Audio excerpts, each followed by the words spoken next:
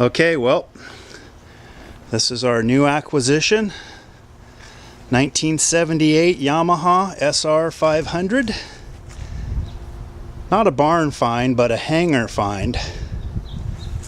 Hasn't been operated for at least 20 years. So we're going to have to go through all the systems pretty well to put everything back in order. But this is the beginning of our cafe project. Hate to cut up such a original SR. It's been completely untouched, if you will, or untampered with. No modifications at all. Absolutely bone stock. Philip here helped me retrieve it. Oh yeah. With the trusty Toyota 4x4.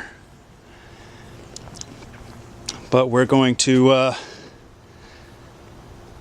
get it back running in stock form as we put the parts together for the project. So it'll be used in its original condition for a while